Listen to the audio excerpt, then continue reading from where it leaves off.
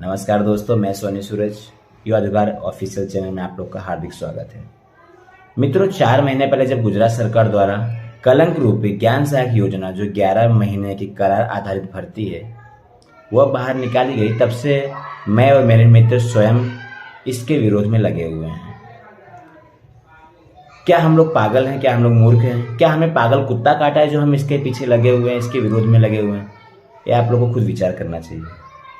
हम लोग आपको समझाते समझाते थक गए कि यह जो योजना है वह शिक्षकों के शोषण के लिए बनाई गई एक योजना है। आज ही परिपत्र जाहिर हुआ, आप विचार करिए, उसमें कायदे से लिखा हुआ है करार आधारित शिक्षक। बीएलओ की कामगिरी में करार आधारित शिक्षक भी जाएंगे। आप विचार करिए, क्या यह शोषण नहीं होगा आप लोग का?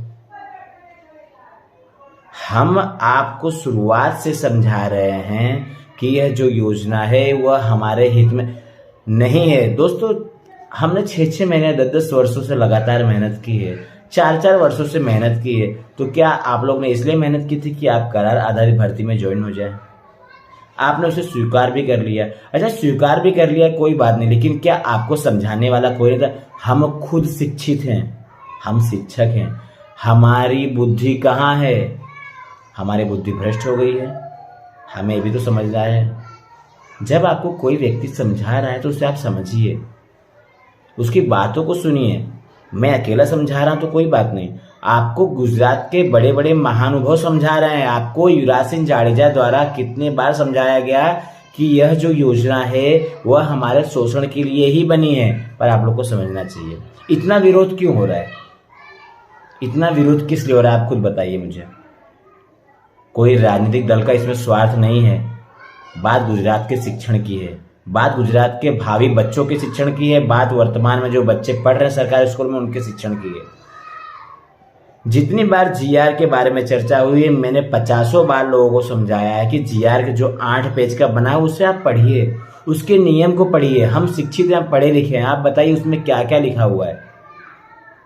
उसमें जब लिखा हुआ है कि अब जो भर्ती होने वाली है वो करार आधारित होगी, जो स्वनिवृत्त होंगे या वह मर्यादा से निवृत्त होंगे उनकी जगह आप ज्ञान सहायकों को लिया जाएगा। तो आप लोग क्यों नहीं समझ रहे हैं कि आप लोगों ने तो सुन लिया कि हाँ, शिक्षण मंत्री कुंवर डिंडोर साहब ने कहा कि भाई उन्होंने निवेदन दे दिया कि अब आएगी कुछ समय बाद, ये तो वैकल्पिक व्यवस्था है, भर्तियां आने वाली हैं।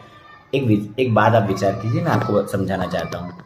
आपको पता है प्रवासी में जो है ना वो रोस्टर और महकम नहीं भराता था, लेकिन ज्ञान सहायक में महकम की जो जगह दिखाई जाएगी ना भरा दी जाएगी। आप किस जगह पर कायमी शिक्षकों की भर्ती मांगेंगे? 32,000 जगह अगर गुजरात में खाली है तो उसमें से 25,000 तो ये लोग ऐसे ही भर देंगे। अभी भर देंगे नहीं, भर दे रहे हैं। आप लोग उसे स्वयं स्वीकार भी कर रहे हैं। आप लोग अपने पैर पर कुल्हाड़ी खुद मार रहे हैं। दोस्तों, अभी भी समय है, विचार करिए। दोस्तों, आप लोग को पता है चोरी करने वाला व्यक्ति उतना ही बड़ा आरोपी होता है जितना उसका साथ देने वाला होता है। सत्ता पक्ष तो चोर है, वह चोरी कर रही है, आप लोग उसमें उसका साथ भी दे रहे हैं। उन्होंने ज्ञान सहायक भर्ती निकाल दी 11 महीने की, आपने ले भी ली।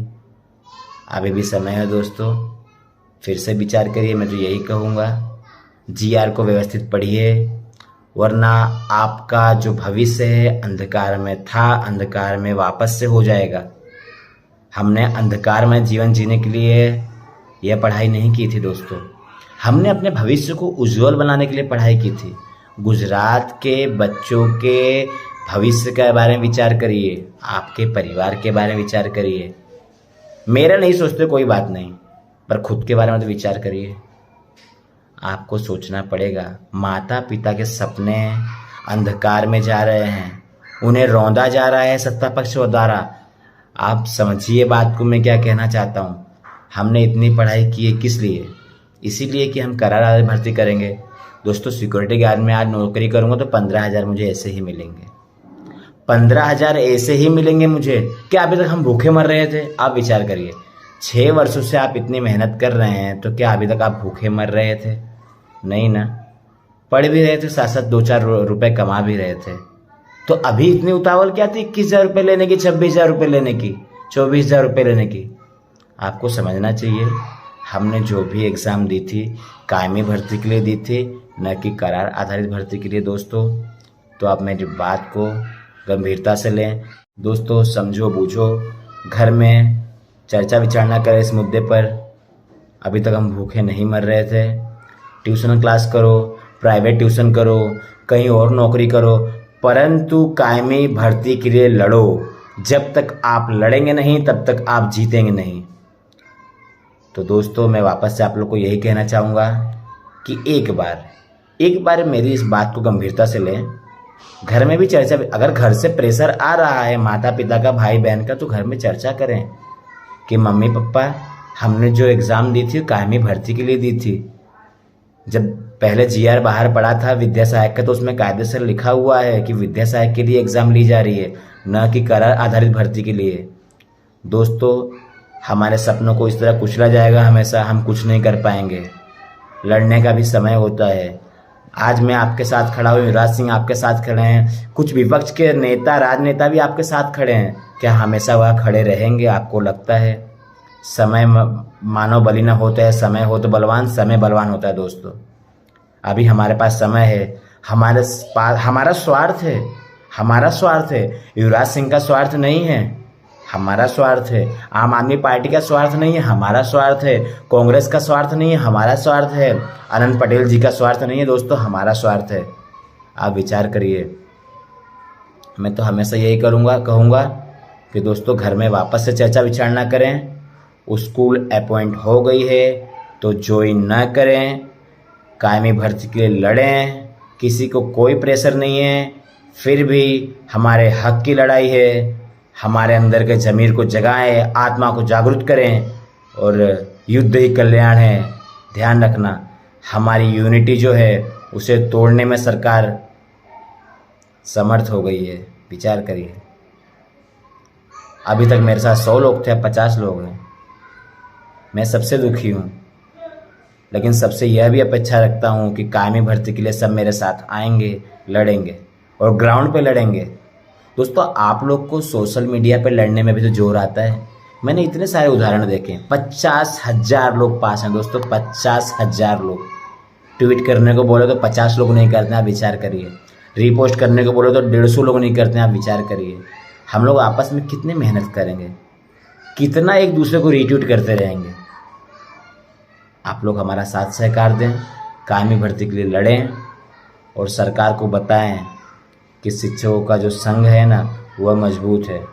वर्तमान में जो शिक्षकों का संघ चल रहा है, सत्ता पक्ष के द्वारा जो प्रेशर हो रहा है, उनके द्वारा वो बयान दिए जा रहे हैं, लेकिन हमारे जो भावी शिक्षकों का संघ है ना वो मजबूत है और मजबूत रहेगा। हम गलत के सामने, अन्याय जो हो रहा है उसके सामने आवाज़ उठाते रहेंगे। आप विचार करिए, 2004 से ओल्ड पेंशन बंद हुई है दोस्तों, अभी तक उसे लागू नहीं किया गया है। पता है क्यों? जिस तरह लड़ना है उस तरह लड़ा नहीं जा रहा है। विचार करिए आप। प्रवासी शिक्षकों को 13-13 महीने से पगार नहीं मिल रही है, उसका रीज़न यही है, लड़ना पड़ेगा। आपको पता है मांगने पे कम मिलता है और छीनने पे सब मिलता है। मांगने पे कम मिलता है और छीनने पे सब मिलता है। तो हमारे हक की लड़ाई हमें छीनना पड़ेगा। तो मैं अपनी वाणी को विराम देना चाहता हूँ। चैनल को लाइक करें, सब्सक्राइब करें और शेयर करें, और आप मेरी बातों को गंभीरता से लें। जय हिंद, जय भारत।